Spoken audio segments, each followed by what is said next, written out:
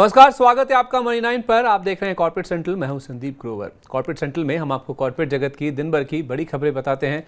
इसके अलावा कुछ दमदार स्टॉक्स पर भी फोकस करते हैं, उसकी वजह भी आपको बताते हैं और आखिर में उन ट्रिगर्स पर फोकस रहता है जिन पर बाजार की नजर रहने वाली है। तो चलिए कॉर्पोरेट से जुड़ी बड़ी खबरों के साथ शुरू करते हैं कॉर्पोरेट सेंट्रल के आज के एपिसोड की। पहली खबर, अदानी ग्रुप बुधवार को 3 खबरों के चलते फोकस में रहा। पहली खबर यह है कि अनिल अंबानी समूह के एक कोल पावर प्लांट की खरीद के लिए अदानी ग्रुप बोली लगा सकती है। एक रिपोर्ट के अनुसार अदानी ग्रुप इस बोली के लिए प्लान कर रहा है। अदानी ग्रुप की नज़र मध्य भारत में स्थित विदर्भ इंडस्ट्रीज पावर लिमिटेड को खरीदने पर है। 600 मेगावाट वाला क्षमता वाला ये कोल पावर प्लांट फिलहाल दिवालिया प्रक्रिया का सामना कर रहा है। हालांकि इस प्लांट को खरीदने के लिए अदानी समूह को कड़ी प्रतिस्पर्धा का सामना करना पड़ सकता है, क्योंकि इस प्लांट के लिए कई कंपनियां बोली लगा सकती हैं। इसके अलावा एक अन्य रिपोर्ट के अनुसार अदानी समूह की कंपनी अदानी एंटरप्राइजेस ने एनसीडीज के प्राइवेट प्लेसमेंट के जरिए 1250 करोड़ रुपए जुटा लिए हैं। अदानी ग्रुप से जुड़ी तीसरी खबर यह है कि अदानी मामले पर 11 जुलाई को हुई सुनवाई के दौरान सुप्रीम कोर्ट ने सेबी से एफपीआई निवेशकों के बारे में नियमों में किए गए बदलाव की जानकारी मांगी है। कोर्ट ने मार्केट रेगुलेटर सेबी को यह निर्देश भी दिया है कि वो अदालत की तरफ से दी गई समय सीमा के अंदर अदानी मामले की जांच को पूरा करे। कोर्ट ने जांच के लिए 14 अगस्त तक की समय सीमा दी है। सोमवार को इस मामले पर सेबी ने सुप्रीम कोर्ट में हलफनामा दाखिल किया था। इस मामले के वादियों ने सेबी की जांच की रफ्तार पर सवाल उठाए थे। तीसरी खबर, देश की चौथी सबसे बड़ी आईटी कंपनी विप्रो ने अगले 3 साल में आर्टिफिशियल इंटेलिजेंस यानी एआई में $1 अरब के निवेश की योजना बनाई है। इस निवेश से कंपनी एआई, बिग डेटा और एनालिटिक्स सॉल्यूशंस में अपनी सर्विसेज के विस्तार पर फोकस करेगी। कंपनी ने स्टॉक एक्सचेंजों को इसके बारे में जानकारी दी है। एक हफ्ते पहले ही देश की सबसे बड़ी IT company Tata consultancy services यानी टीसीएस ने कहा था कि वो अपने 25,000 इंजीनियर्स को माइक्रोसॉफ्ट के अजूर ओपन एआई की ट्रेनिंग दिलाएगी।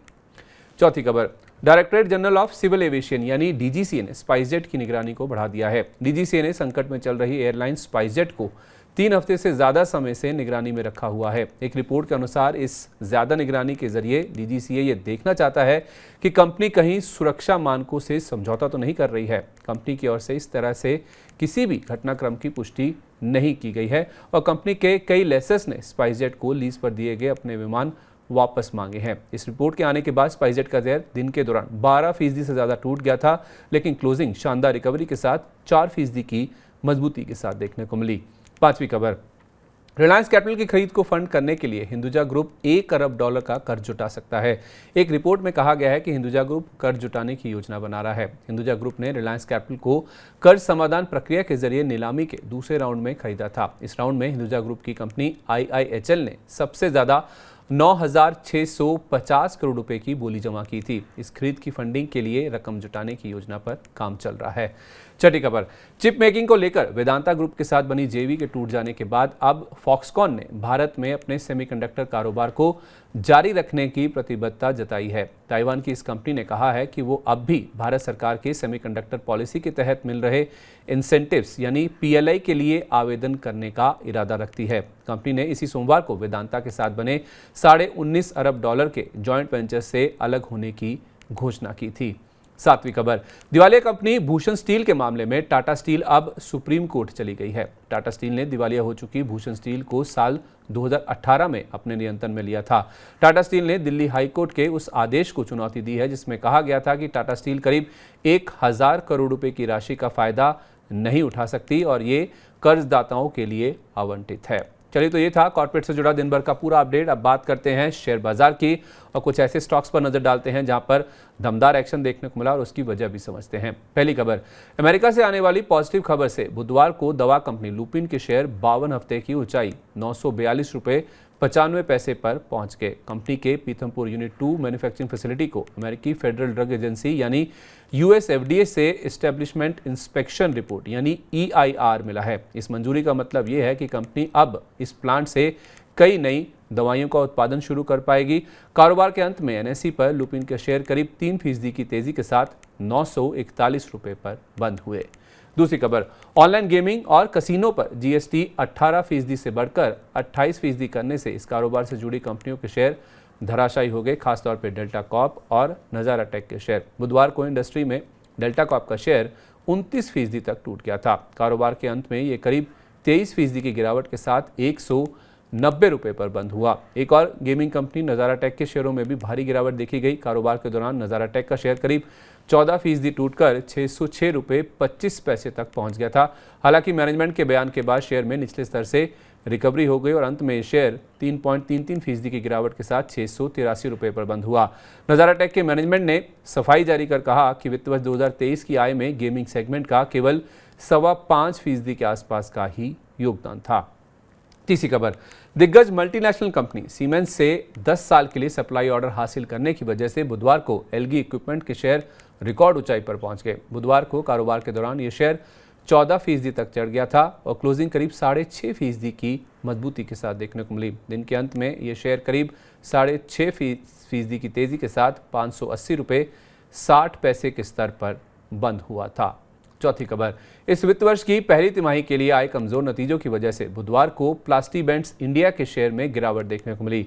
इंट्राडे में शेयर 9% तक लुढ़क गया था। हालांकि कारोबार के अंत में ये करीब 3% टूटकर 192 रुपये 95 पैसे पर बंद हुआ। वित्त वर्ष 2024 की पहली तिमाही में कंपनी का मुनाफा 23.2% घटकर 7.6 करोड़ रुपये पर रहा है और इस दौरान कंपनी की आय में भी करीब 4% की कमजोरी देखने को मिली। इसी के साथ कॉर्पोरेट सेंट्रल के आज के एपिसोड में बस इतना ही। वक्त है इस शो को खत्म करने का, लेकिन इससे पहले कि हम आपसे विदा लें, चलते चलते आपको बताते हैं कि गुरुवार के बाजार पर कौन से ऐसे अहम इवेंट्स और ट्रिगर्स हैं जो कि खास तौर पर असर डाल सकते हैं। 12 जुलाई की जहाँ तक बात है तो 2 दिग्गज IT कंपनियां TCS और HCL टेक दोनों कंपनियों के नतीजे घोषित हुए हैं। हालांकि TCS के मुनाफे में तिमाही दर तिमाही कमी देखने को मिले, लेकिन ये नतीजे या खास तौर पे मुनाफा बाजार अनुमान से बेहतर रहा है, तो इसका जो इम्पैक्ट है, इसका जो असर है, वो शेयर में गुरुवार को यानी कि 13 जुलाई को देखने को मिलेगा। साथ ही जून महीने के महंगाई के आंकड़े और मई महीने के जो IIP के आंकड़े हैं वो भी जारी हुए हैं, तो इस पर भी बाजार की जो रिएक्शन है, बाजार का जो असर है, वो 13 जुलाई को ही देखने को मिलेगा। ग्लोबल ट्रिगर्स की जहाँ तक बात है तो भारत की तरह ही US में भी जून महीने के CPI महंगाई के आंकड़े जारी हुए हैं। उसका इम्पैक्ट भी US के मार्केट्स पर शाम को और इंडियन मार्केट्स में 13 जुलाई को देखने को मिलेगा। 13 जुलाई की जहाँ तक बात है तो बड़े नतीजों में विप्रो एक IT कंपनी है जिसके नतीजे आएंगे। FNO यानी वायदा बाजार से फेडरल बैंक, इसके नतीजे घोषित होंगे। कैश सेगमेंट से एंजल वन, इसके साथ साथ भंसाली इंजीनियरिंग यानी BEPL और टाटा मेटालिक्स की कुछ बड़ी कंपनियां हैं जिनके नतीजे जारी होते हुए नजर आएंगे। IPO मार्केट की जहाँ तक बात है तो IQ लाइटिंग, इसका जो 30 दिन का 50% एंकर लॉक इन है, ये खत्म होता हुआ नजर आएगा। टाइटन का शेयर एक्स डिविडेंड ट्रेड करेगा। 10 रुपये का शेयर की इन्होंने डिविडेंड की घोषणा की थी, उसका एडजस्टमेंट 13 जुलाई को शेयर में देखने को मिलेगा। साथ ही HDFC लिमिटेड और HDFC बैंक के मर्जर की एक्स और रिकॉर्ड डेट 13 जुलाई ही है। 12 जुलाई वो दिन था जब HDFC लिमिटेड के शेयरों का आखिरी दिन था कारोबार में। अब ये शेयर HDFC बैंक के तहत कारोबार करता हुआ दिखेगा। 13 जुलाई को अमिताभ के शेयर बायबैक की भी एक्स डेट है, जिन्होंने बायबैक की घोषणा की थी। साथ ही PM मोदी का जो 2 दिन का फ्रांस का दौरा है वो भी शुरू हो जाएगा।